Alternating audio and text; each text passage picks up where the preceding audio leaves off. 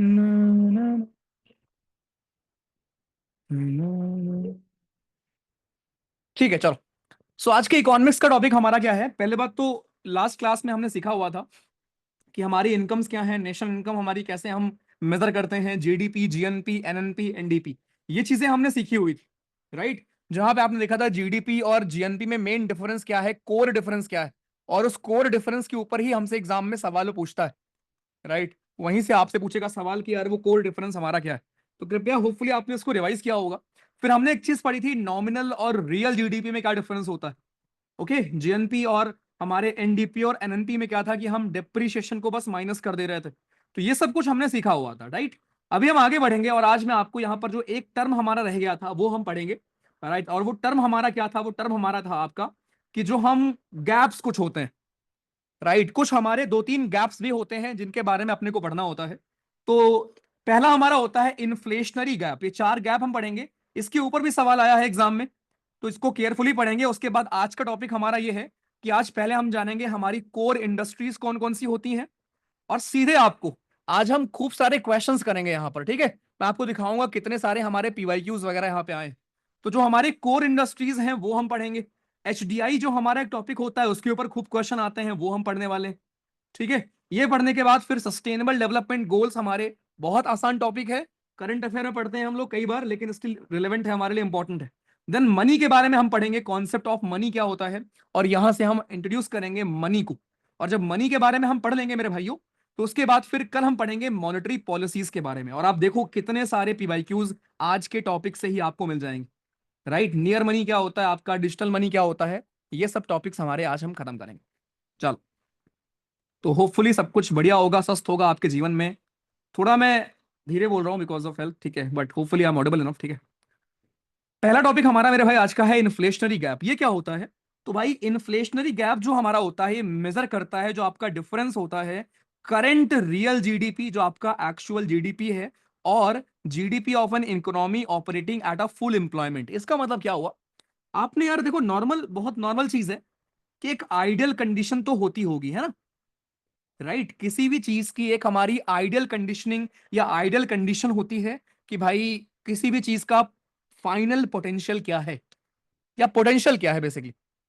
कोई भी चीज हमारा जब बेस्ट करेगा तो वो क्या करेगा या कितना करेगा, राइट। तो जो आइडियल सिनारियो आपका होता है हमारा, जो हमारा आइडियल सिनारियो है बेसिकली, राइट, उसमें तक पहुंचने में कितना कमी रह गई है, बेसिकली वही हमारा होता है इन्फ्लेशनरी गैप, राइट। तो इन्फ्लेशनरी गैप हमारा क्या होता है कि जब भी हमारी इकोनॉमी या जीडीपी अपने फुल पोटेंशियल पर चल रही हो, फुल पोटेंशियल पर अगर वो चल रही है, राइट, और रियल में कितनी ग्रोथ हुई है, रियल में कितनी जीडीपी है, दोनों के बीच का जो डिफरेंस होता है उसी हम बोलते हैं इन्फ्लेशनरी गैप। सिंपल, ये हमारा होता है इन्फ्लेशनरी गैप। दूसरा हमारा है रिसेशनरी गैप। रिसेशनरी गैप क्या होता है कि आपका ये हमारा वो होता है जब देश की जो आपकी रियल जीडीपी है वो कम होती है, किससे? आपके जब जितनी जीडीपी हो सकती है फुल एम्प्लॉयमेंट के टाइम पर, फुल एम्प्लॉयमेंट के टाइम पर जितनी जीडीपी आपकी हो सकती है, उसके कंपैरिजन में जीडीपी हमारी कितनी, उसके कंपैरिजन में जीडीपी हमारी कितनी है, राइट। वो जो डिफरेंस होता है मेरे भाई उसी को हम बोलते हैं recessionary GDP, right. It is known as recessionary GDP हमारा, ये हमारा होता है मेरे भाई रिसेशनरी जीडीपी। बहुत आसान आसान कुछ फैक्ट्स हैं, कुछ पॉइंट्स मैं आपको बताने वाला हूं, ठीक है। एक बार इसको दोबारा रीड करते हैं, बहुत बेसिक चीज है, लेकिन यहां से पीवाईक्यू मिल जाएंगे अपने को, ठीक है। तो मेरे भाई सिंपल से यहां फंडा ये है अपना, जो हम पढ़ रहे हैं कि इन्फ्लेशनरी गैप, गैप का मतलब वो आपका डिफरेंस, ठीक है। सो इन्फ्लेशनरी गैप क्या होता है? जब आपका हमारा फुल पोटेंशियल पर जितना प्रोडक्शन या जीडीपी हमारी हो सकती है उसमें, और जो एक्चुअल हुआ है उसमें जो डिफरेंस होता है उसको हम कहते हैं इन्फ्लेशनरी गैप। खत्म। रिसेशनरी गैप क्या होता है कि जब आपकी, बस इसमें कोई डिफरेंस हमें नहीं निकालना होता, यहां बस ये होता है कि रिसेशनरी गैप का मतलब जितनी कमी या जो कमी आपकी रह गई है, अगर हमारी रियल जीडीपी जो करंट में है वो फुल टाइम जो आपकी जीडीपी हो सकती थी मैक्सिमम एम्प्लॉयमेंट लेवल पर, कहने का मतलब जो एकदम आइडियल कंडीशन में जो भी किसी देश की जीडीपी हो सकती है, एकदम आइडियल कंडीशन में किसी देश की जो हमारी जीडीपी हो सकती है उससे कितनी जीडीपी आपकी कम है, वो होता है हमारा रिसेशनरी गैप, ठीक। उसके बाद दो हमारे और होते हैं भाइयों, एक आपका होता है एक्सपेंशनरी फेज, दूसरा हमारा होता है रिसेशनरी फेज। ठीक है, एक्सपेंशनरी फेज में क्या होता है, यहां पर जो आपका ओवरऑल जीडीपी में आउटपुट होता है वो लास्ट क्वार्टर से आपका इंक्रीज हुआ होता है। एक्सपेंशन वर्ड का मतलब इंक्रीज होना, और रिसेशनरी का मतलब होता है कि यार डिक्रीज हुआ हो। देखो यहां पर, जहां पर आपका करंट जीडीपी लास्ट क्वार्टर से हमारा डिक्रीज कर रहा हो। अब ये क्वार्टर क्या होता है बहुत लोग को नहीं पता होगा, है ना। तो हमारे देश में हमारा जो फिजिकल ईयर या फाइनेंशियल ईयर होता है वो आपका स्टार्ट होता है 1 अप्रैल से लेकर 31 मार्च तक। ठीक है, 1 अप्रैल से 31 मार्च तक हमारा ये फिजिकल ईयर होता है। तो इसी में हमारे क्वार्टर्स होते हैं। ठीक है, राइट, इसी में हमारे क्वार्टर्स आपके होते हैं, राइट। अब मुझे बताओ जरा भाइयों, कितने क्वार्टर होते हैं एक साल में हमारे, 3 या 4?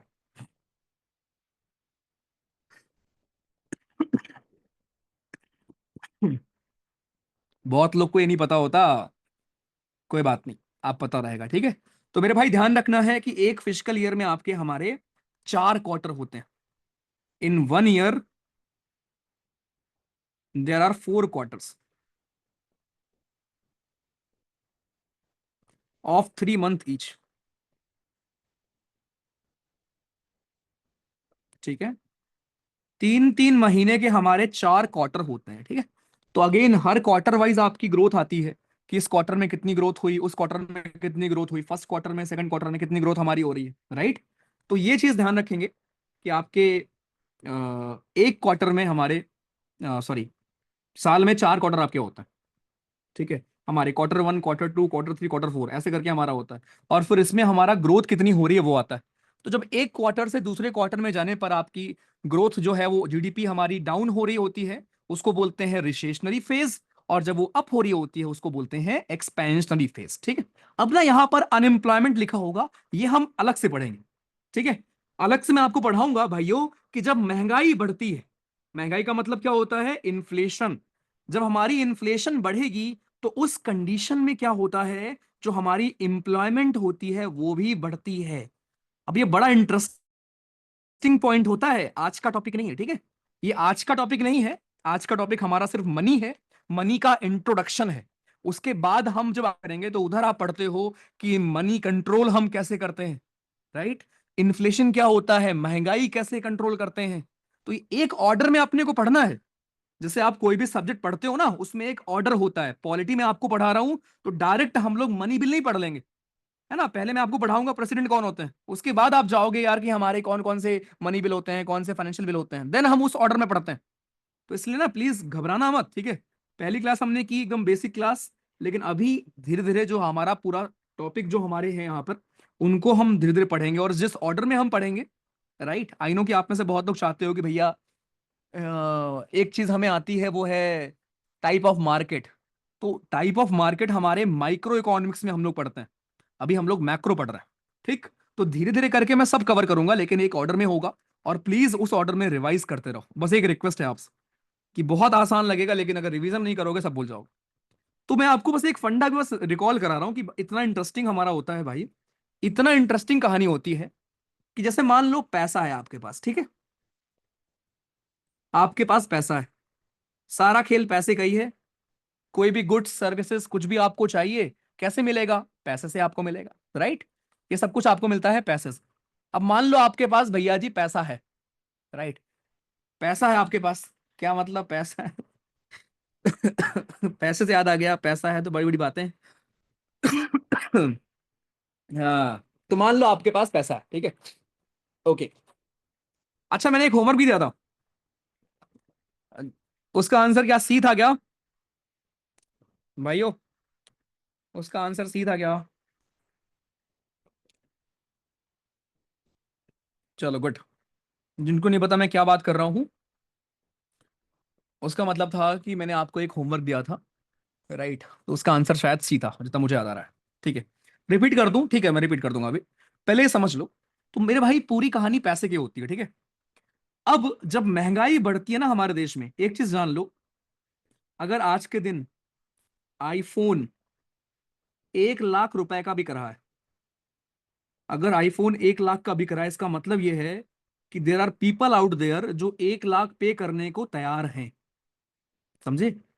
देर आर पीपल आउट देयर जो 1 लाख रुपए पे करने को तैयार हैं। उनके पास इतना परचेजिंग पावर है। इसको बोलते हैं परचेजिंग पावर। ठीक है? तो उनके पास इतना पैसा है, वो इतना देने को तैयार हैं, इसलिए आईफोन उतना महंगा है। अब सोचो अगर आज के दिन आईफोन तुम्हारा केवल 50,000 का ही मिले, राइट, या और सस्ता हो जाए, तो उसका मतलब ये होगा बिकॉज लोग उतना ही दे रहे हैं, है ना, सिंपल सी बात। तो लोगों के पास महंगाई बढ़ने का रीजन क्या होता है? लोगों के पास पैसे का होना। आपके पास अगर पैसा ना होता तो आप आज जाके नहीं खाते, है ना, मैकडी में बर्गर, घर पे खाते। राइट, लोगों के पास पैसा है तभी वो जाके स्टारबक्स में कॉफी पियेंगे ना। तो इकोनॉमिक्स का बहुत मेजर बेसिक फंडा है कि यार जनता के पास पैसे होते हैं इसीलिए महंगाई बढ़ती। तो सरकार को जब भी ना महंगाई कम करनी होती है तो सरकार कुछ ऐसा करती है कि जनता के हाथ में पैसा कम से कम रहे। इसलिए सरकार आपको बोलती है कि भाई एक काम करो, बैंक में जमा करो, एफडी कर लो, है ना, म्यूचुअल फंड्स में डाल दो। ऐसी ऐसी बातें सरकार आपको सिखाती होगी, एड्स आते होंगे आपके टीवी वगैरह में, देखा होगा आपने। तो सरकार को महंगाई रेगुलेट करने के लिए क्या करना होता है कि पैसे की सप्लाई कम कम रखनी होती। राइट, तो एक फंडा ध्यान रखना भाई कि जब भी इन्फ्लेशन बढ़ता है, यानी जब भी महंगाई बढ़ती है, तो उस टाइम पर एम्प्लॉयमेंट भी बढ़ता है। अब ये कैसे भैया?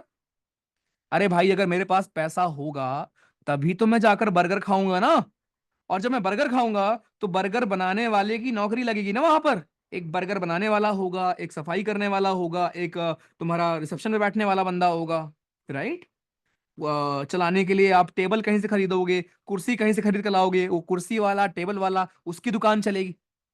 तो जब हमारा महंगाई बढ़ती है तो लोगों के हाथ में पैसा खूब होता है, तो लोग इन्वेस्ट करना चाहते हैं, खर्च करना चाहते हैं। और जब लोग खर्च करेंगे तो आप कुछ भी सामान खरीदोगे, आप A to Z कुछ भी खरीदोगे, सामने वाले बंदे का प्रॉफिट ही तो होगा।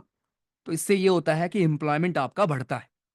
तो सरकार के लिए ना बड़ा चैलेंज ये होता है कि कैसे वो बैलेंस क्रिएट करके रखे, कैसे वो बैलेंस रखे इन्फ्लेशन और हमारे एम्प्लॉयमेंट में, कि भाई महंगाई भी ज्यादा ना हो और लोगों को नौकरियां भी मिले। ये हमारा टॉपिक आज का नहीं था, ये टॉपिक हम आगे पढ़ेंगे। बस मैं आपको बता रहा हूँ कि मनी ऐसे होता है। अब एक चीज ध्यान रखना, मनी जितनी हमारी किसी भी चीज की कॉस्टिंग जितनी बढ़ती जाती है ना, मनी की वैल्यू जो होती है उतनी कम होती जाती है। अब ये टॉपिक अभी आपको समझ नहीं आएगा, अभी आज ही पढ़ेंगे इसको हम, आगे मैं आपको बताऊंगा, ठीक है? चलो, बस इतना ध्यान रखना कि इन्फ्लेशन जब बढ़ेगा तो हमारी एम्प्लॉयमेंट बढ़ती है, अनएम्प्लॉयमेंट कम होती है। आगे आते हैं।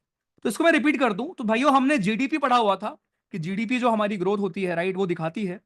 तो जीडीपी हमारे 4 प्रकार के ये हो सकते हैं बेस्ड ऑन की ग्रोथ कैसी हो रही है, ठीक है? पहला हमारा होता है इन्फ्लेशनरी जीडीपी या इन्फ्लेशनरी गैप। इन्फ्लेशनरी गैप का मतलब ये होता है कि जब हमारी इकोनॉमी एकदम स्मूथ चल रही हो, एकदम बेस्ट, जो भी एक होता है ना कि आपका बेस्ट क्या है ना, जैसे मान लो विराट कोहली का बेस्ट क्या हो सकता है? विराट कोहली का बेस्ट हो सकता है किसी मैच में कि वो 100 रन बनाए, लेकिन उस मैच में उन्होंने 20 रन ही बनाया। तो उनका इन्फ्लेशनरी गैप कितना होगा? 80 रन का। ये जो 80 रन है आपके, वो क्या होगा? इन्फ्लेशनरी गैप होगा। अब समझ में आ गया होगा आपको। सिमिलरली मेरे भाई, जब हम इकोनॉमिक्स की बात करते हैं तो कोई भी इकोनॉमी अपने फुल पोटेंशियल पर जितना ग्रो कर सकती है उसमें, और एक्चुअल में किस पोटेंशियल से ग्रो कर रही है उसमें जो डिफरेंस होता है, उसी को बोलते हैं इन्फ्लेशनरी गैप। रिसेशनरी गैप ये होता है कि अगर अगर जीडीपी हमारी जो पोटेंशियल है उससे कम पर ग्रो कर रही है, उसी को हम टर्म, वो टर्म होता है, उसी को हम बोलते हैं कि रिसेशनरी गैप है हमारा। तीसरा हमारा होता है एक्सपेंशनरी फेज और रिसेशनरी फेज। एक्सपेंशनरी फेज क्या होता है हमारा? कि जब आपकी हमारी एक क्वार्टर से दूसरे क्वार्टर में जीडीपी ग्रो करती है, उस फेज को बोलते हैं एक्सपेंशन हो रहा है। और जब ग्रो नहीं करते उसको बोल रहे होते हैं हम लोग रिसेशन हो रहा है। खत्म, दैट्स इट। ऑल्दो ये टर्म्स आगे हम पढ़ेंगे, इन्फ्लेशन क्या होता है, रिसेशन क्या होता है आपके, राइट, सब पढ़ेंगे हम लोग। अभी के लिए बस ये हमने जीडीपी के कॉन्टेक्स्ट में 4 टर्म पढ़े। अब इसके ऊपर फिर हमारा एग्जाम में आता है सवाल, दिखाता हूं मैं आपको। ये भी आप कर सकते हो। चलो पहले ये बताओ, ये उस क्लास का है, परसों वाली क्लास का है। पहले मुझे आप इसका आंसर बताइए, ध्यान से पहले पढ़ो, ठीक है?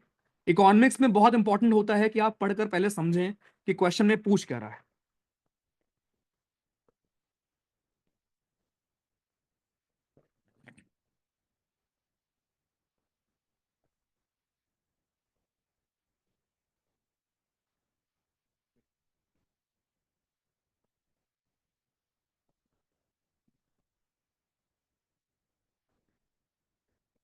चलो अब बोल दे रहा हूँ।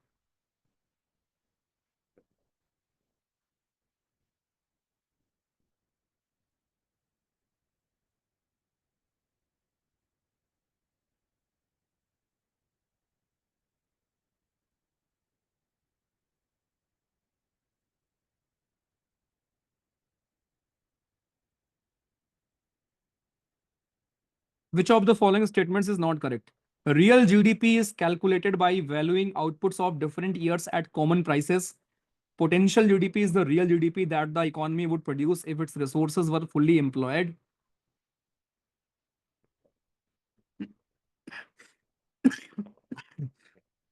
सॉरी।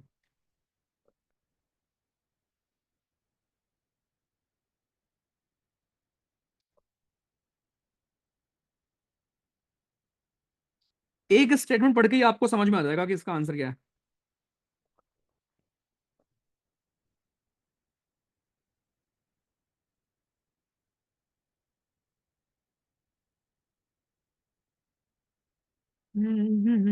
देखो भाई ध्यान से, बहुत ध्यान से देखो, सब लोग बताना फिर कैसा लगा क्वेश्चन, ठीक है।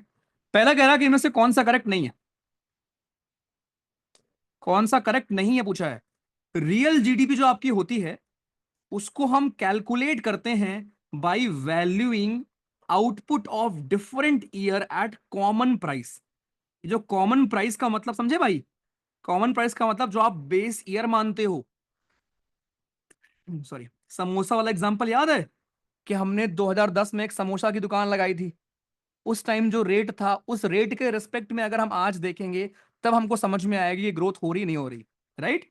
तो real GDP is calculated by valuing outputs of different year at common price. बिल्कुल सही बात है कि रियल जीडीपी को आप कैसे निकालते हो, जो हमारा एक कॉमन प्राइस होता है उस कॉमन प्राइस के रिस्पेक्ट में हर साल आप निकालते हो कि भैया 2000 अगर हमारा मान लो बेस ईयर, फॉर एग्जांपल अगर हमारा बेस ईयर हमने माना है 2011, राइट। तो 2011 के प्राइस के हिसाब से 2022 में कितनी क्वांटिटी प्रोड्यूस हुई है उसको निकालते हैं, 2023 में कितनी हुई है, 24 में कितनी हुई है, राइट। तो अलग अलग ईयर का हम एक कॉमन प्राइस जिसको हम मानते हैं बेस ईयर उसके रिस्पेक्ट में निकालते हैं और इसी को हम कहते हैं हमारी रियल जीडीपी। कितना आसान सा, right. It is called real GDP हमारा। ओके, तो पहला हमारा करेक्ट है। दूसरा, पोटेंशियल जीडीपी का मतलब, अब भाई पोटेंशियल का मतलब क्या हुआ? पोटेंशियल का मतलब भाई विराट कोहली की पोटेंशियल क्या है कि वो 100 बना सकते हैं। सिमिलरली पोटेंशियल जीडीपी क्या होती है मेरे भाई, कि आपकी वो जीडीपी जो इकोनॉमी आपकी प्रोड्यूस करती अगर वो फुल्ली एम्प्लॉयड होते, मतलब जब इकोनॉमी बेस्ट फंक्शन कर रही होगी उस टाइम पर जो आपकी जीडीपी हो सकती है उसी को बोलते हैं potential GDP. Then third we have nominal GDP is calculated by valuing output of different year at constant price। अब ये गलत लिखा हुआ है। नॉमिनल जीडीपी हम कैसे करते हैं कैलकुलेट? कांस्टेंट प्राइस पर नहीं करते, हर साल का जो प्राइस होता था उस पर करते हैं। कि अगर 2024 का निकाल रहे हैं तो 2024 में अगर मान लो प्राइस बढ़ गया है तो उसके रिस्पेक्ट में हम निकालते थे नॉमिनल। रियल जीडीपी को आप बेस ईयर यानी फिक्स्ड प्राइस के रिस्पेक्ट में निकालते हो, नॉमिनल को आप हर साल का जो प्राइस होता है उसके बेसिस पर निकालते हो। अब बताओ, स्कूटर वाला एग्जांपल प्लस समोसा वाला एग्जांपल और ये पीवाईक्यू हो गया, आसान लगा। वैल्यूज देकर कैलकुलेट करने को भी पूछ सकता है, बिल्कुल। तो देखो क्वेश्चन लगा था लप्पू से, क्वेश्चन तुमको अब लग रहा है भैया बड़े आए लप्पू क्वेश्चन। अपनी दुकान कचौड़ी की थी क्या? अरे भाई, जीरोवर इसका मतलब था कि यार जब सबके पास नौकरियां होंगी, मतलब एकदम आइडियल सिचुएशन जो होगी नहीं, एकदम आइडियल, जब सब लोग कंट्रीब्यूट कर रहे होंगे जीडीपी में, उस कंडीशन को हम क्या बोलेंगे? चलो, ओके। भैया मैंने एक बात बता दीजिए, मैंने अपने मार्क्स कैलकुलेट करे थे लास्ट टेस्ट के, तो पॉजिटिव को 1 से, नेगेटिव को 0.33 से 63। हाँ ठीक है, बट वैसे क्या करो ना, पॉइंट उससे यार 0.83 पॉजिटिव एंड 0.27 नेगेटिव, वैसे क्या करो, ठीक है। ओके, समोसा खाना है। तो बड़ा बेहतरीन सवाल था भाई, 2021 में आया था। ऐसे सवाल आपको फिर मिलेंगे। इसीलिए बस एक चीज है, बहुत प्यार से क्लासेस जितनी बार देख पाओ इकोनॉमिक्स की, क्योंकि इकोनॉमिक्स की क्लासेस जो है ना वो कॉन्सेप्ट्स हैं। इंग्लिश में क्या लिखा है वो तो इंपॉर्टेंट है ही है, बट जो डिस्कशन हम यहाँ पर करते हैं ना वो बहुत इंपॉर्टेंट होता है। वो जो समोसा एग्जाम्पल, कचौड़ी एग्जाम्पल, राइट, वो बड़ा काम में आएगा आपके एग्जाम में। आ जाओ। चलो अब ये बताओ, क्वेश्चन नंबर 57। सीएपीएफ 2021 में आया था ये, बताओ मेरे भाई, ध्यान से।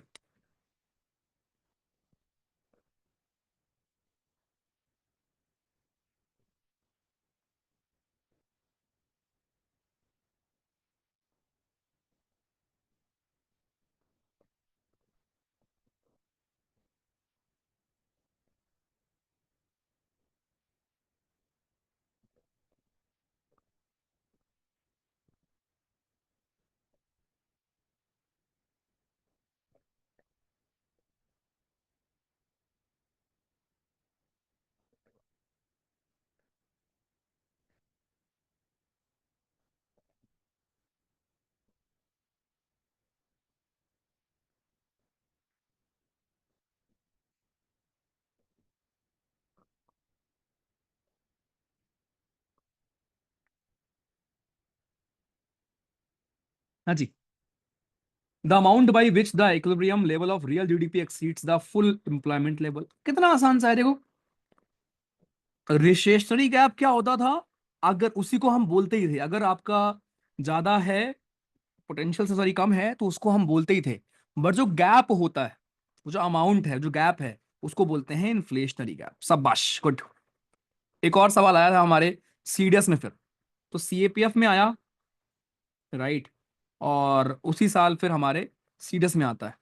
The situation where the equilibrium level of real GDP falls short of potential GDP is known as.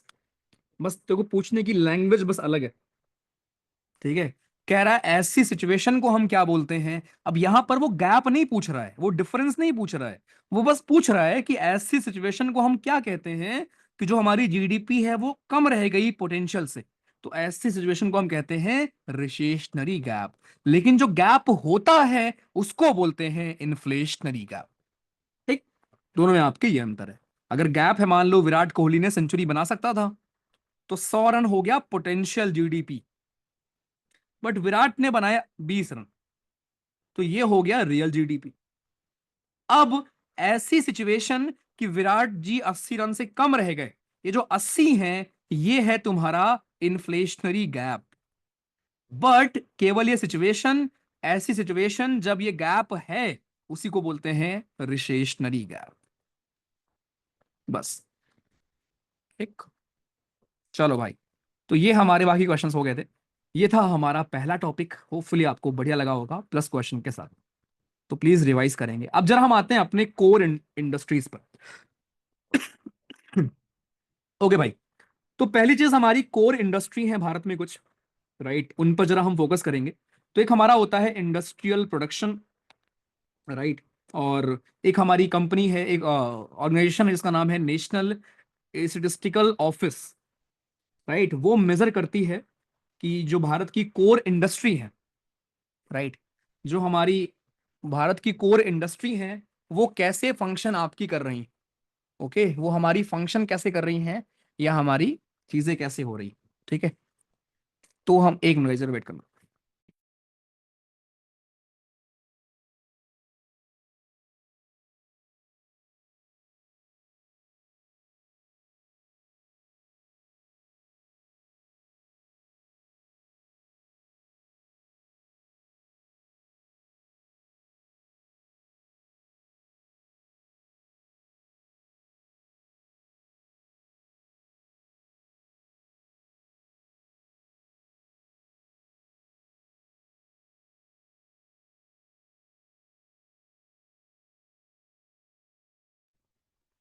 Okay, सो ये हमारे जो कोर इंडस्ट्रीज होती हैं। अब ना भाई, यहाँ पर कोर इंडस्ट्री का मतलब क्या है। किसी भी इकोनॉमी में देखो, क्या चाहिए होता है अपने को, रोटी कपड़ा मकान, है ना। जीवन जीने के लिए हमें क्या चाहिए, रोटी कपड़ा मकान के अलावा और कुछ चाहिए। गाड़ी भी चाहिए, रोटी लाने के लिए गाड़ी भी चाहिए, है ना। लेकिन रोटी कपड़ा मकान ही चाहिए अपने को, ठीक है। तो भाई किसी भी इंडस्ट्री को चलाने के लिए ना कुछ कोर सेक्टर्स हमारे होते हैं, अलग अलग सेक्टर होते हैं, राइट। अब ये अलग अलग जो हमारे सेक्टर हैं इनका ग्रोथ कैसे होता है, राइट, वो हम मेजर करते हैं और ये हम इनको बोलते हैं कोर इंडस्ट्री। सही है। So index of core industry ICI, ये आपकी मेजर करती है कंबाइंड और इंडिविजुअल परफॉर्मेंस इन आठों कोर इंडस्ट्री की। तो सबसे पहले आप अपनी नोट्स में या कॉपी में लिखेंगे कि हमारी 8 कोर इंडस्ट्री कौन कौन सी है। लिखो, coal, crude oil, natural gas, refinery product, fertilisers, steel, cement और इलेक्ट्रिसिटी। पहले इसको जल्दी नोट करो, नोट करो, कॉपी हो ना हो जहां मैंने दीवार पे लिख डालो, लेकिन लिखो, बिकॉज एग्जाम में यही पूछ लेगा इनमें से कौन सी कोर इंडस्ट्री हमारी नहीं है। तो जल्दी से मेरे भाई पहले इसको लिखेंगे।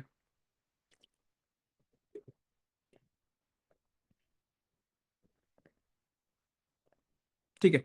तो हमारी ये वो इंडस्ट्री होती है भाई जो नॉर्मल इकोनॉमी को अपने अफेक्ट करती हैं, इंपैक्ट करती हैं, राइट। इकोनॉमी को हमारे क्या करेंगे, इंपैक्ट करेंगे। तो coal, crude oil, natural gas, refinery product, fertilisers, steel, cement and electricity. जो पहला सवाल आपसे बनेगा एग्जाम के लिए, it could be your current year question, वो ये बनेगा कि जरा मुझे बताओ वेटेज क्या होता है हमारे कोर इंडस्ट्री का। भाइयों लिखो, what will be the weightage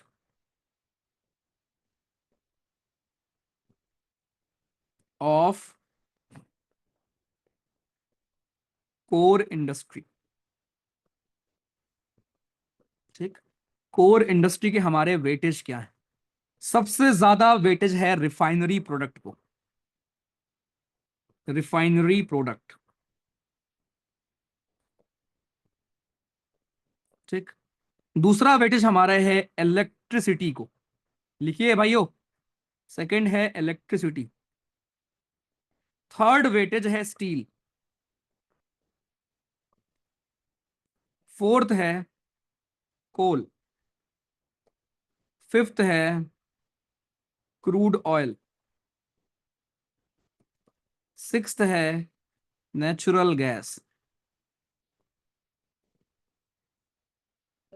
seventh है सीमेंट।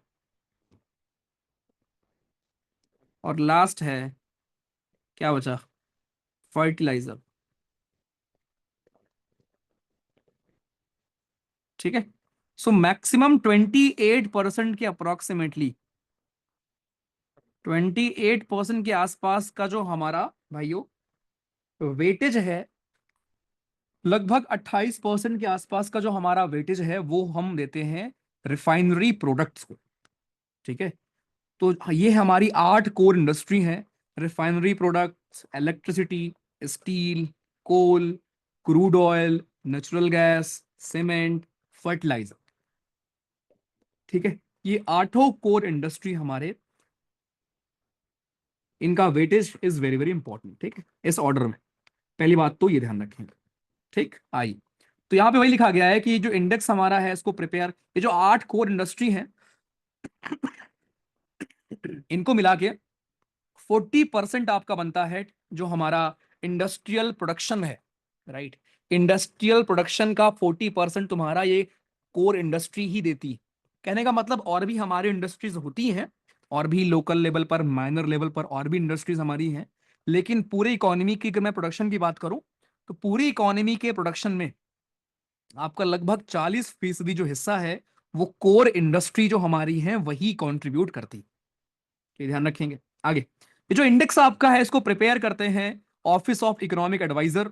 एक आपकी मिनिस्ट्री होती है, मिनिस्ट्री ऑफ स्टेटिस्टिकल ऑफिसर होते हैं हमारे, वो इसको करते हैं, और मिनिस्ट्री ऑफ कॉमर्स के तहत वो बॉडी हमारी आती है। ठीक है। आगे, करंट इंडेक्स जो है हमारा 4.3% का ग्रोथ भी हुआ है अभी 2024 में एज कंपेयर टू 2023। तो ये करंट अफेयर का क्वेश्चन है कि जो हमारा कोर इंडस्ट्री का जो ओवरऑल अगर मैं बात करूं, मतलब अगर मैं आठों इंडस्ट्री को कंबाइन पढ़ाऊंगा आपको, तो उसमें हमें ग्रोथ भी देखने को मिला है इस सेक्टर में।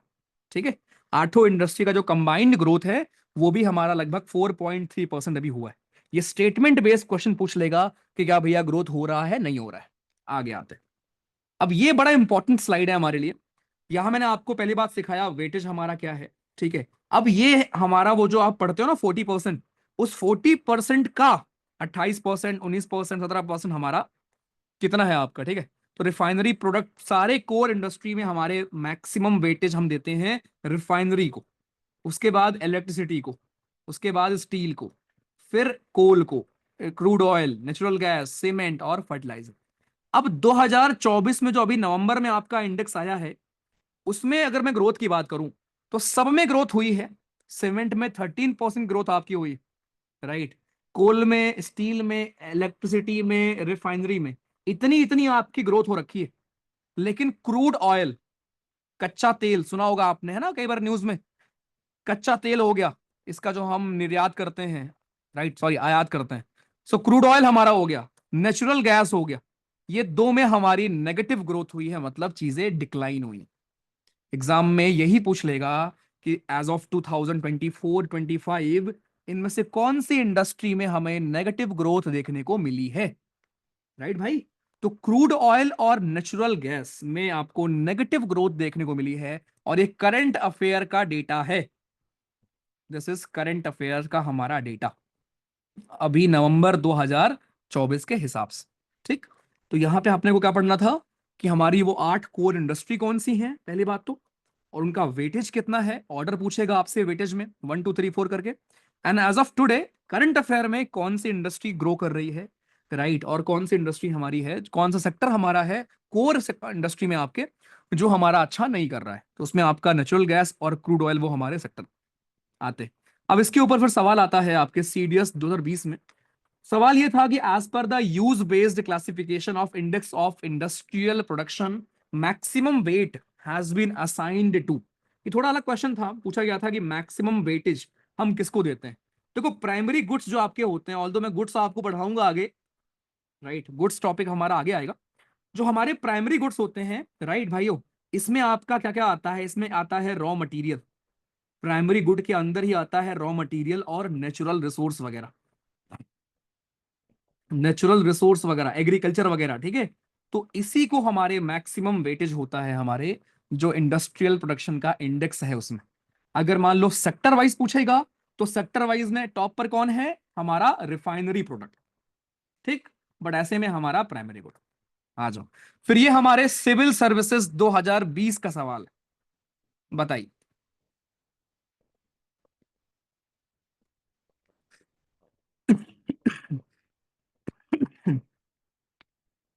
बताओ।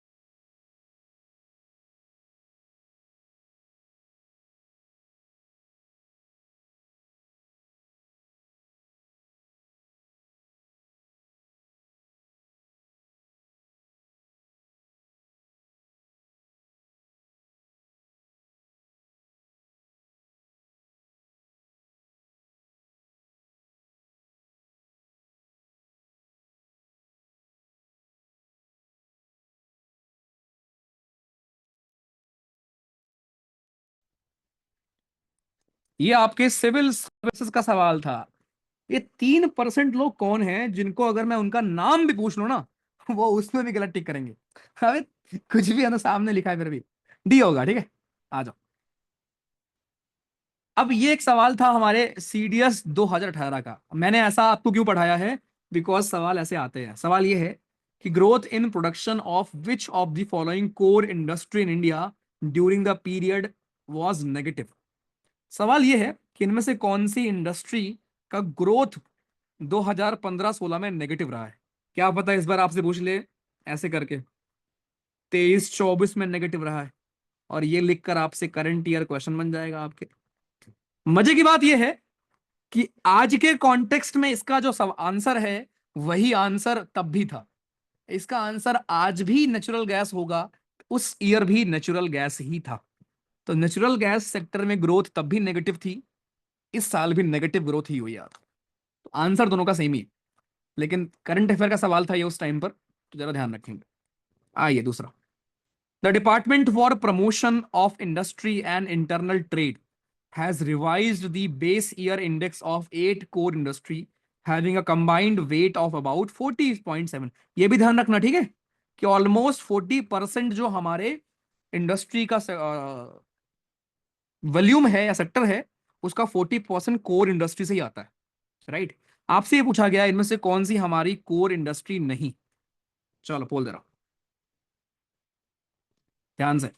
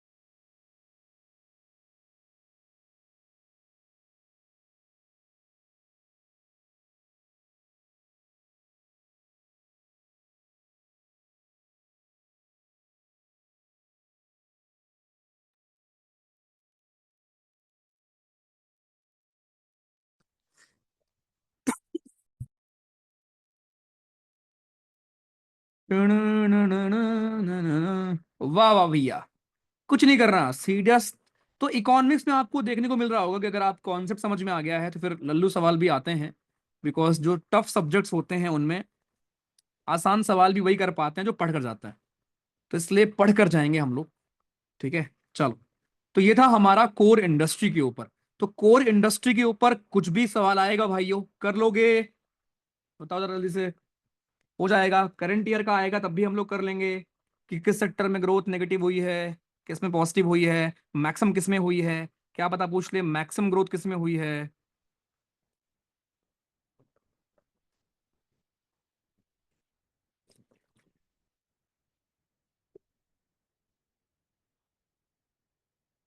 विवेक, वो परसेंटेज इंपॉर्टेंट नहीं है, ठीक है। वो शायद अलग क्वार्टर का देख रहे हो तुम, ठीक है, अलग अलग क्वार्टर के होते हैं। इंपॉर्टेंट ये है कि किस में नेगेटिव ग्रोथ हुई है, ठीक। बराड़ सर क्लास देख रहे हैं? ये कहाँ हुआ? ये कब हुआ भाई? बराड़ सर कहाँ क्लास देख रहे हैं?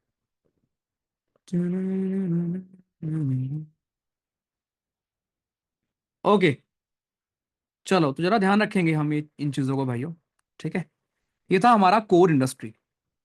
अब सेकंड हमारा आता है human development index, right. Second we have human development index. ये क्या होता है, राइट। अब बहुत ध्यान से बेहतरीन तरीके से सुनना। ऑल तो ये मैं करंट अफेयर में आपको पढ़ाता हूं, करंट अफेयर में हम इसको पढ़ भी चुके हैं, बट कोई बात नहीं, अभी भी हम इसको ध्यान से देखते हैं। सो ह्यूमन डेवलपमेंट इंडेक्स अभी फरवरी की न्यूज है। फरवरी में मैंने आपको पढ़ाया होगा, नहीं फरवरी में नहीं, फरवरी में तो न्यूज है, मैं आपको उसको पढ़ाऊंगा मार्च में, ठीक है। तो अभी पहले बात तो ये सीखो, करंट अफेयर ये है कि भारत की रैंकिंग है 134। इंडिया की जो रैंकिंग आई है, इंडिया की रैंकिंग है 134 in human development index. So human development index में भारत की रैंकिंग है 134, ठीक है। पहली बात तो ध्यान रखेंगे, ओके। अब ह्यूमन डेवलपमेंट इंडेक्स हमारा क्या होता है? सो ह्यूमन डेवलपमेंट इंडेक्स हमारा, इसको सबसे पहले पब्लिश किया था यूएनडीपी ने, यूएनडीपी ने इसको पब्लिश किया था, राइट। और ये मेजर करता है अचीवमेंट किसी देश का। किसी देश का जो अचीवमेंट होता है मेरे भाई, किसी देश का जो अचीवमेंट होता है उसको ये मेजर करता है, measures achievement of any country,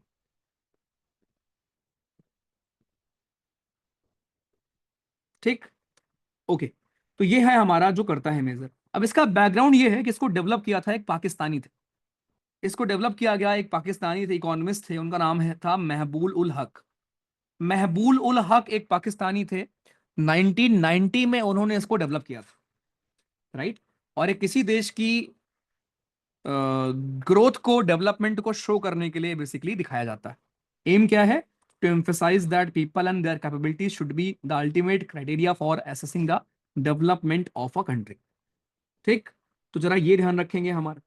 अब जो इस बार का हमारा अभी का जो आपका थीम है, बिकॉज थीम के साथ आता है, तो प्लीज ये लिख लो कि जो हमारा अभी रिपोर्ट आई है इसका थीम क्या है। जो आपकी 2023-24 की रिपोर्ट अभी आई है, इसका थीम क्या है मेरे भाई? तो थीम है इसका हमारा breaking the gridlock. Breaking the gridlock हमारा थीम है।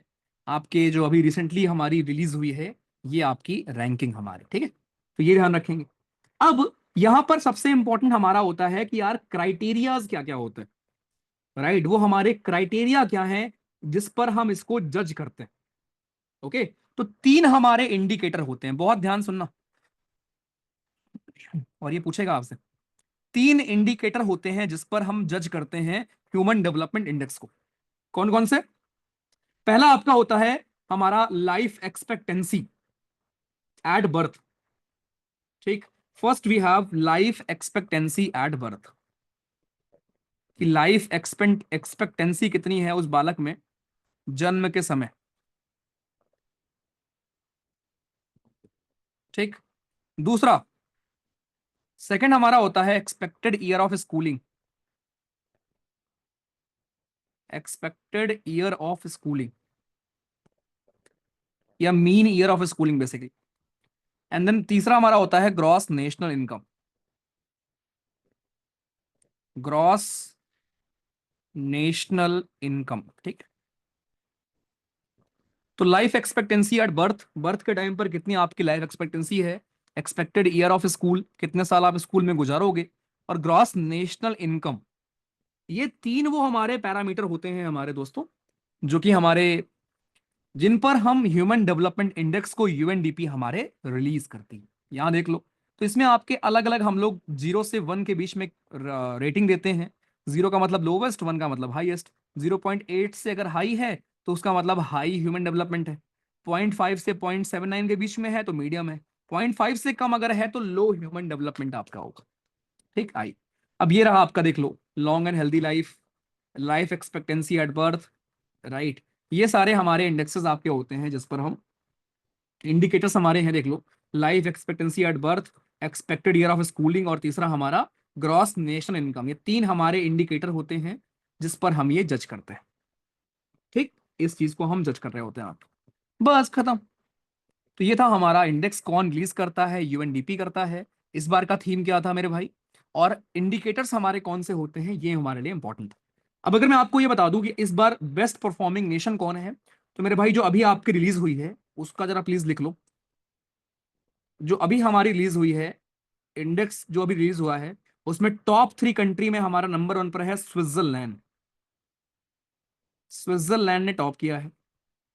सेकंड नंबर पर नॉर्वे है। थर्ड नंबर पर आइसलैंड। स्विट्जरलैंड, नॉर्वे और आइसलैंड। ठीक, ये हमारे टॉप 3। बॉटम 3 में आपके सोमालिया वगैरह आते हैं, राइट। तो स्विट्जरलैंड, नॉर्वे, आइसलैंड। स्विट्जरलैंड की आपकी जो रेटिंग है वो 0.967 है। और अभी मैंने आपको बताया कि 1 का मतलब होता है बेस्ट, तो ऑलमोस्ट बेस्ट है स्विट्जरलैंड आपके ह्यूमन डेवलपमेंट इंडेक्स में। चलो, तो ये भाइयों आपका हमारा ह्यूमन डेवलपमेंट इंडेक्स था। ओके, अब आते हैं जरा, अब आते हैं क्वेश्चन पर। विच of the following is not a dimension of the human development index? सवाल ये पूछ रहा है उसके बाद कि जरा बताओ इनमें से कौन सा एक डायमेंशन नहीं है। तो डायमेंशन का मतलब उसी का बेसिकली पार्ट, कि आपको लॉन्ग हेल्दी लाइफ मिले। अब लाइफ एक्सपेक्टेंसी का मतलब क्या है? कि आपको अच्छी लाइफ मिले। एक्सपेक्टेड ईयर ऑफ स्कूलिंग का मतलब ये होता है कि भाई नॉलेज मिले। और ग्रॉस नेशनल इनकम अगर अच्छी होगी, इसका मतलब आपको डिसेंट स्टैंडर्ड की लिविंग अफोर्ड कर पाओगे आप। तो ये सारे हमारे उसके डायमेंशन होते हैं।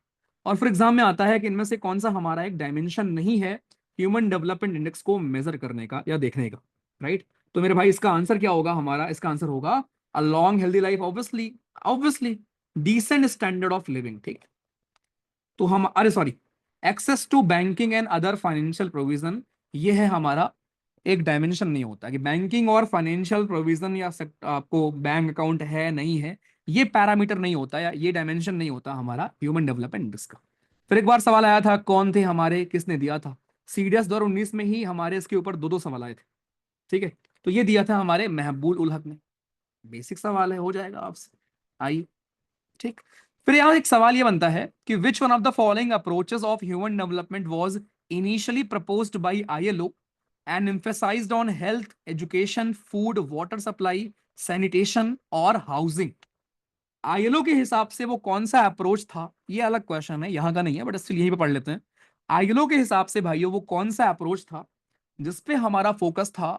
Health, education, food, water supply, sanitation. तो बड़ा कॉमन सेंस है, नाम से समझ गए होगे, ये बेसिक नीड अप्रोच था।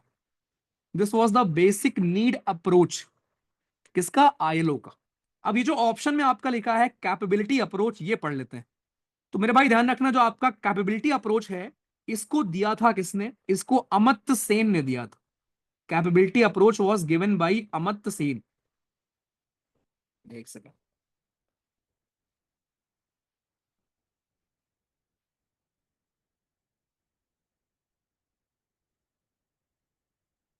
ठीक।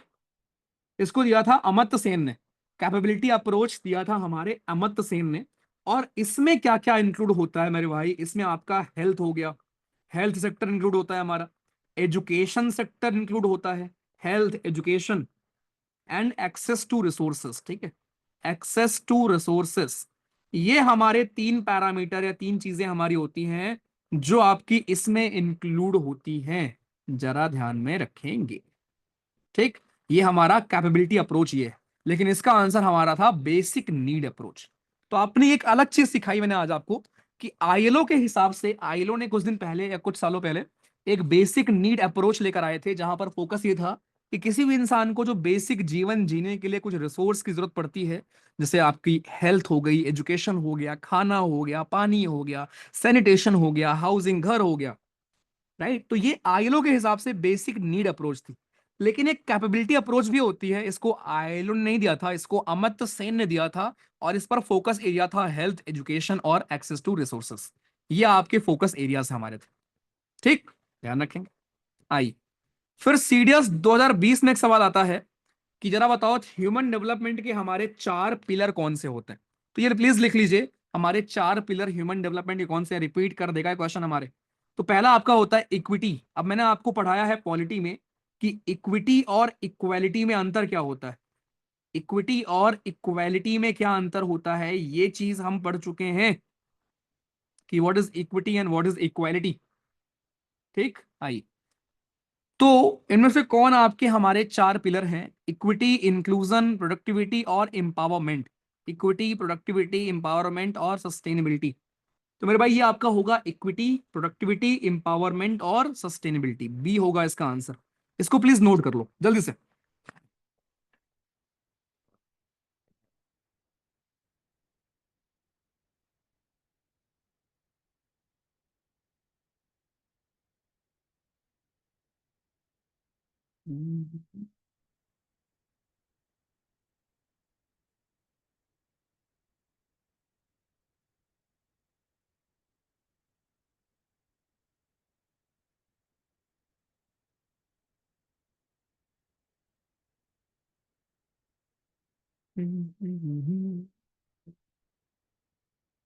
लिखो what's. Equity, productivity, empowerment and sustainability, ये चार हमारे पिलर होते हैं ह्यूमन डेवलपमेंट के। चलो गुड। एक कॉमन सेंस का सवाल आया था हमारे सीडीएस 2022 में, देखते हैं आप कर पाते हो नहीं कर पाते। चलो, अब ऐसे सवाल हम पढ़ते नहीं है क्योंकि किसी को फैक्ट्स पता होने होते हैं, लेकिन हम कॉमन सेंस इस्तेमाल करते हैं। चलो जरा बैक करो और मुझे इसका आंसर बताओ। बैक करके मुझे इसका आंसर बताइए।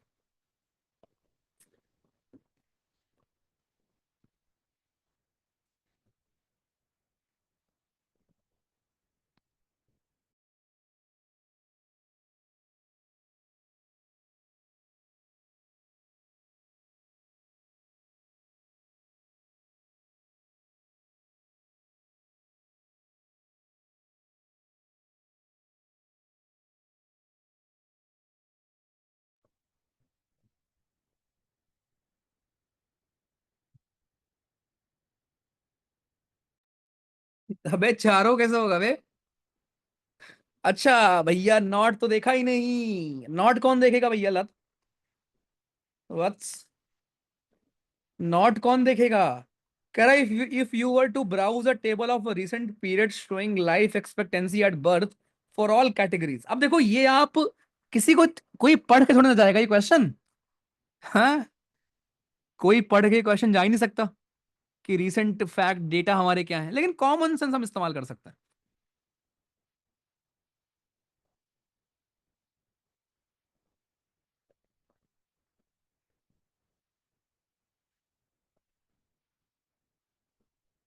देखो भाई, इधर देखो, urban life expectancy is higher than the rural one. खुद सोचो, अरे भाई ऑब्वियसली यार, अर्बन एरिया में क्या होगा?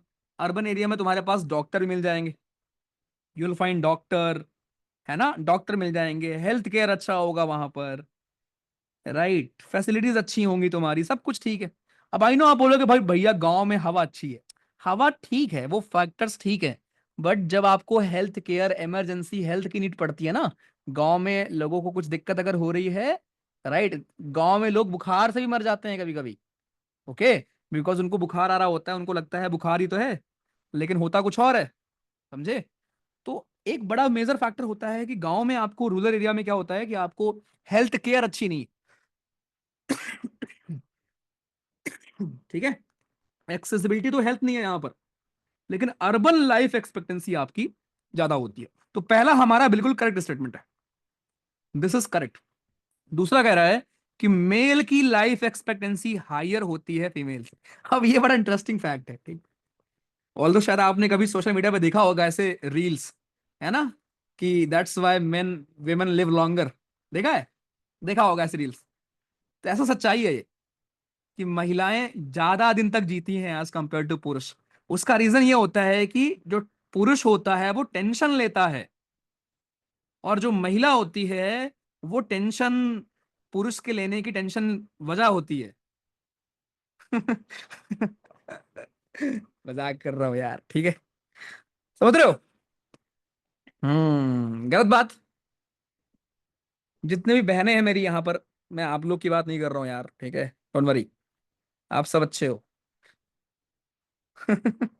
अबे तुमको याद रखने के लिए बता रहा हूँ, इतना मारूंगा ना मुझे बड़ा तुम ज्ञान दोगे। हाँ, हाँ ठीक है, अंग्रेजी के तो वर्ड सीख गए हो ना, बड़े आए तुम। तो भाई अरे सच्चाई है ये, पता है, मतलब रीजन जो भी हो, आपने देखा है कि जो हार्ट अटैक आता है वो मैक्सिमम मेल को आता है, देखा है कभी? मतलब फीमेल को भी आता है, लेकिन अगर मैं कंपेयर करूंगा तो 100 में से 70 मेल होंगे, 100 में 70 मेल होंगे। उसका रीजन ये भी है कि मेल्स की हैबिट खराब होती है। बड़े आए तुम जो तो उड़ रहे हो ना, हाँ, उसका ये रीजन भी होता है। हाँ तो सही करो अपनी आदतें। फीमेल जो होती हैं उनमें hygiene as compare to male better होता है। हाँ, ये रीजन है एक्चुअल, तुम्हें क्या लग रहा है? चलो, तो ये चीज, कह रहे हैं दोनों समाज में खुशी की लहर दौड़ गई। बस ठीक है, ठीक है। हम्म। तो मेरे भाई ना बड़ा इंटरेस्टिंग डेटा है कि जो मेल की लाइफ एक्सपेक्टेंसी है ना, वो कम होती है, that is not higher, that is lower,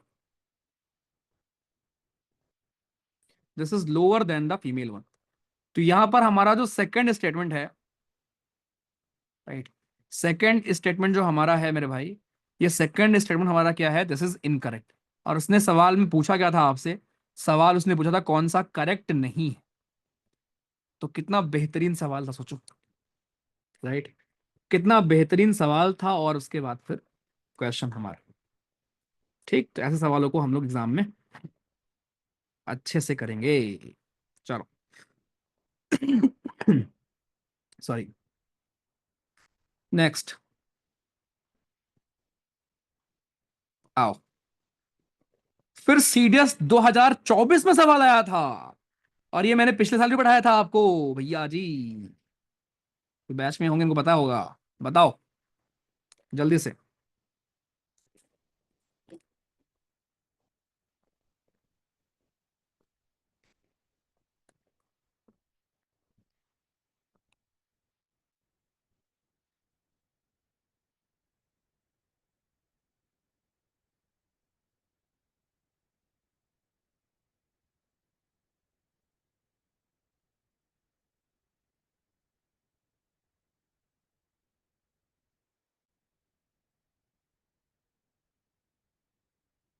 बताओ भाई, which one of the following dimensions is not included in life expectancy, mean year, expected year, mortality rate?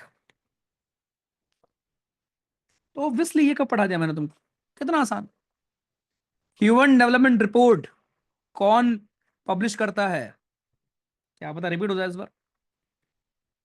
आओ, पिलर पूछा गया है, पिलर कौन कौन से हैं, 2 बार आ चुका है ये पिलर तुम्हारे, 23 में भी आ चुका है। तो आपको दिख रहा है क्वेश्चन कितने रिपीट होते हैं इकोनॉमिक्स में, इसलिए मैं आपको पढ़ा रहा हूँ विद पीवाईक्यूज भैया।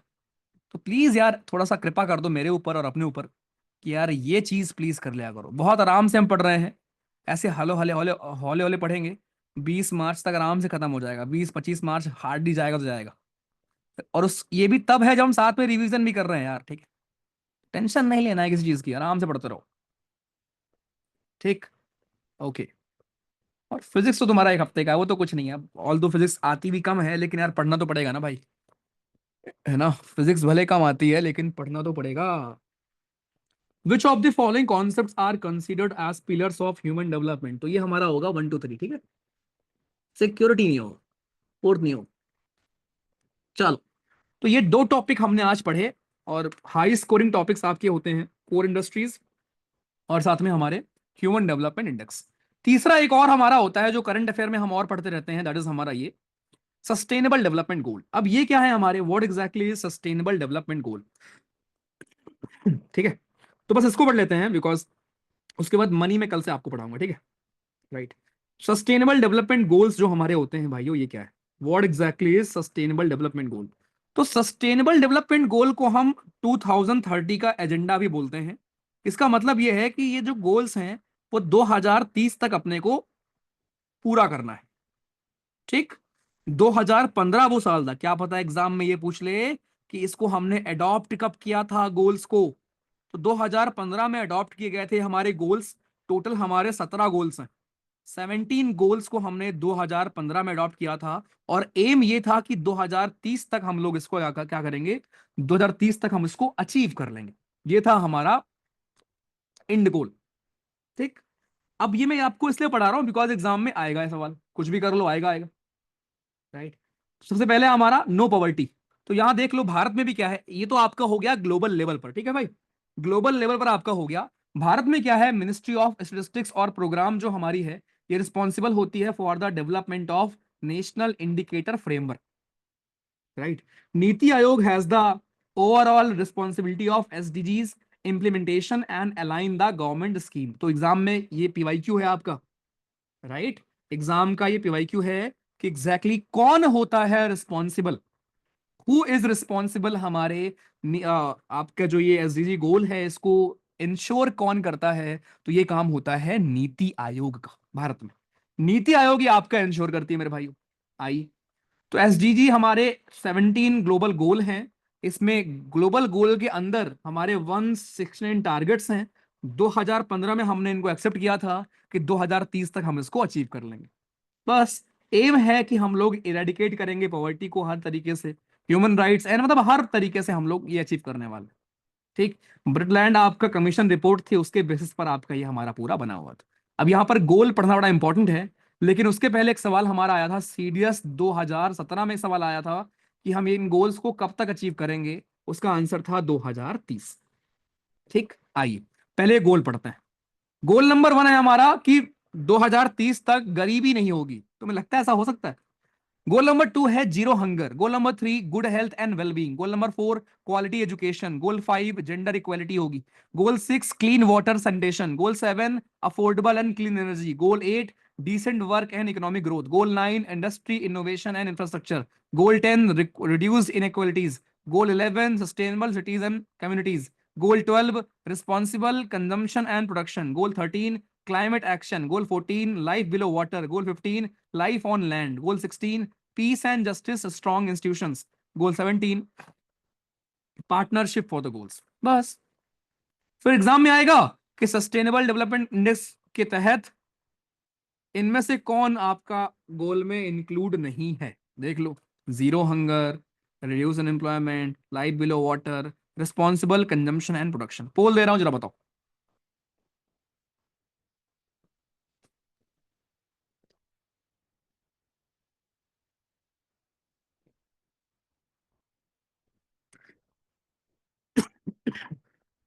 सॉरी यार।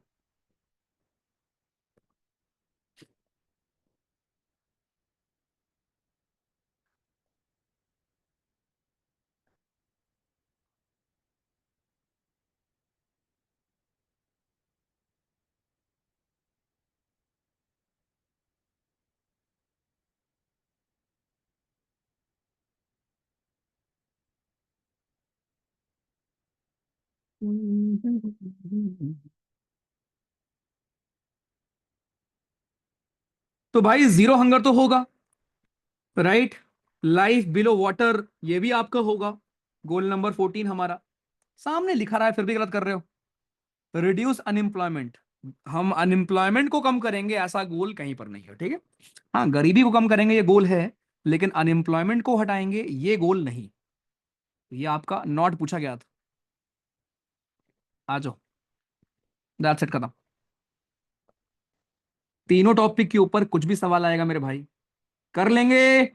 कोर इंडस्ट्री तो है तुम्हारा हो, कोर इंडस्ट्री पढ़ा आपने, सस्टेनेबल डेवलपमेंट गोल हमने पढ़ा, ठीक। और तीसरा हमने ह्यूमन डेवलपमेंट इंडेक्स पढ़ा।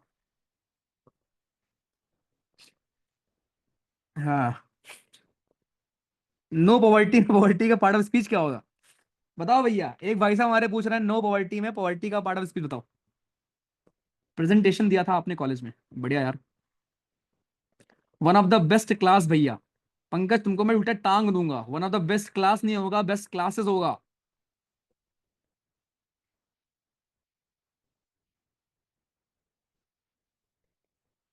उसी का तो मैंने एग्जांपल दिया था मेरे भाई, विराट कोहली का। मेन गोल गायब हो गया। ये बताओ, नाउन मनी स्टार्ट करें अभी। मनी में क्या पढ़ेंगे ना, टाइप ऑफ मनी।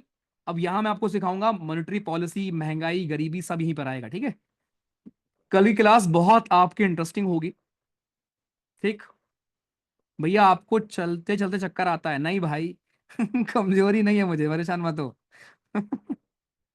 कमजोरी नहीं है, गोल वाला पेज दिखा दो, मैं आपको ये भेज दूंगा। डॉक्टर साहब, चलते हुए चक्कर नहीं आता, बिल्कुल परेशान मत हो, ठीक है। तो पहले से आज से जान लो, कल के हमारा एजेंडा क्या होगा। जो भी मनी वाला टॉपिक हमारा है, अरे हेडेक इसलिए हो रहा है आज, बिकॉज कल भाई आए थे 2:30 बजे, ठीक। और उसके बाद एक स्टूडेंट मिलने आया था, आपने देखा भी होगा, राइट। और उस टाइम क्योंकि आते ही भाई इतनी तेज जोर की नींद लगी थी, बट उसको आके मिलना था, तो मैं घर नहीं गया था, ऑफिस में ही लेट गया था, ठीक है। बट वो आया 3:15 3:30 तक, तो आंख लग गई थी उधर। और जब वैसे आंख लग जाती है ना, आधे घंटे आप सोते हो, जो तगड़ा हेडेक होता है ना फिर, तो उस टाइम उससे मिला, फिर 4:30 बज गया, 4:30 5। फिर मैं घर गया, राइट, सुबह। और फिर यहाँ आया, ऑफिस आना होता है सुपर 100, ठीक है। तो दिन में क्या होता है ना, फिर बहुत तगड़ा हेडेक होता है, बिकॉज फिर 2-3 घंटे की नींद में ना फिर हो नहीं पाता वो, है ना। तो वो एक इशू था, बाकी ऐसा कुछ कमजोरी नहीं है, परेशान मत हो तुम। कमजोरी पूछ रहे। चलो भाई, कल मैं क्या पढ़ाऊंगा। कल पहली बात तो प्रैक्टिस सेशन जो करेंगे वो तो है ही है, और हाँ वो पार्लियामेंट रिवाइज करना है वो भी है, ठीक है। तो पहली बात तो मनी की जो भी चीजें हैं भाई, मनी क्या होती है, और मनी से जुड़ा हुआ ना सबसे इंटरेस्टिंग हमारा होता है कि तुम्हारा मॉनेटरी पॉलिसी जो होती है। मॉनेटरी पॉलिसी का मतलब क्या होता है कि मनी कितना सर्कुलेशन होगा, कितना कम होगा, कितना ज्यादा होगा, ये सारी चीजें हम पढ़ते हैं उसमें। वहीं आप सीखोगे इन्फ्लेशन क्या होता है, डिफ्लेशन क्या होता है।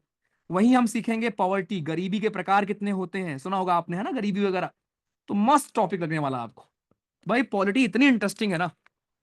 और सामने आपको पीवाईक्यूज में क्वेश्चन भी दिख रहे होंगे, राइट। स्लाइड सही है ना, ऐसे तरीका पढ़ना कि पीवाईक्यू साथ साथ करते रहेंगे, बाद में करने का झंझट नहीं रहेगा, साथ साथ प्रैक्टिस करते हुए चलेंगे बढ़िया से। हाँ लेकिन सुनो, जो मस्त मस्त लिख रहे हो, इसमें एक चीज अगर ऐड हो जाए तो बल्ले बल्ले हो जाए, वो चीज कौन सी है जल्दी बताओ। सॉरी, जिसने डिजिटल नोट लिखा है ना, उल्टा टांग दूंगा तुमको, तुम्हारा रिवीजन बढ़िया है। हाँ, तो तुम्हारे साइड से बस तुम्हारा रिवीजन, कुछ अपना तुमको नहीं दिखता कि मुझे भी कुछ करना है इसमें। पेपर वर्क तुम्हें देना है, अफसर तुम्हें, तुमको बनना है, मुझे नहीं बनना अफसर जाके, ठीक है। चलो ख्याल रखो, thank you so much. Holi की छुट्टी भूल जाओ, होली अभी तुम्हारा होली शुरू हो गया। आज 11 मार्च है ना, कल भी क्लास करेंगे 12 मार्च, ठीक है। 13 मार्च को भी तेरा होली कब है, जिस दिन होली होगी उस दिन नहीं करेंगे, ठीक है बस। और अगर ऐसा होगा कि होली की छुट्टी देनी पड़ेगी, देन फिर संडे भूल जाना। राइट, संडे को करेंगे क्लास। सुपर 100 की कोई छुट्टी नहीं है, मैं आपको बता दे रहा हूँ फॉर योर काइंड इन्फॉर्मेशन। तो देयर पीपल आउट देयर जो पढ़ रहे हैं, ठीक, उनको घर जाना अलाउड नहीं है। ठीक है भाई। तो होली मनाओ, ऐसा कुछ नहीं है, मैं थोड़ा बोल रहा हूँ होली मत मनाओ, आराम से खेलो यार, मस्त खेलो। होली खेलो, मस्त खेलो, लेकिन एक दिन ऑफ लेने के बाद फिर वापस पढ़ाई पर भी आना है। ठीक। चलो, ख्याल रखो। Bye bye. Take care. See you. Google form में मैं आपको शेयर कर रहा हूँ, अच्छे से करना। Bye and thank you so much for your messages यार। कल आप लोगों ने बहुत मैसेज किए थे, थैंक यू सो मच उसके लिए। Right. And obviously it is possible because of you guys, ठीक है। तो थैंक यू सो मच, मतलब थैंक यू। ओके। सर नीचे मेहनत करते रहेंगे, आप भी आगे बढ़ते रहोगे, हम भी बढ़ते रहेंगे। चलो, God bless you, take care.